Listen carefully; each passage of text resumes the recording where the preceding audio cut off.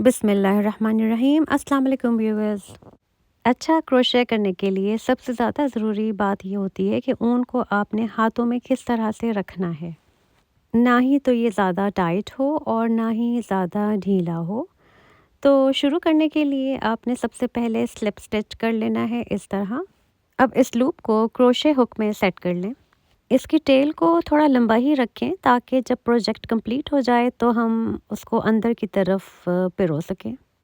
अब अपना left hand यानी बाएं हाथ की उंगलियों को मिलाते हुए सीधा रख लें और यार्न को छोटी वाली उंगली के ऊपर ले जाते हुए उंगलियों को मिला लें। फिर हाथ को यूं पलट दें। अब उंगली को यार्न के नीचे से लाते हुए अपनी चारों उंगलियों को मिला लें।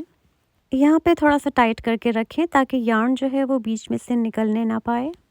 बाएं हाथ को हल्का सा घुमाएं और अभी यहाँ पर भी थोड़ा सा टाइट करके ही रखें, लेकिन इस बात का ख्याल रखें कि जो लूप हुक के अंदर है वो ज़्यादा टाइट ना हो बल्कि मूवेबल हो, इस तरह से आप ताकि स्टिचेस को आराम से उसके अंदर से निकाल सकें। और यहाँ पे यार्न ज़्यादा ढीला भी नहीं होना चाहिए। एक दफ़ा फिर मैं आपको बता देती हूँ।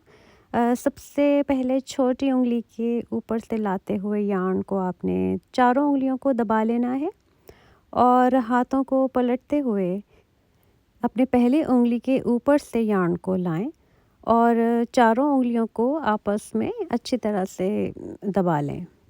उंगलियों को आपस में यूं दबाने से यार्न जो है वो आपके कंट्रोल में रहता है। इसके बाद जो इसकी छोटी टेल है उसको अपने थंब से पकड़ के रखना है और सिंगल क्रोशे या चेन स्टिच शुरू करते हुए जो थंब है उसको थोड़ा सा खींच कर ही रखना है ताकि हम इसके अंदर से गुजरते हुए आसानी से अपना काम शुरू कर सकें।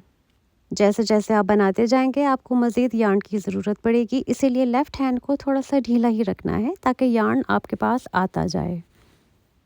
उम्मीद करती हूँ कि अच्छी तरह से समझ में आ गया होगा। देखने का बहुत शुक्रिया।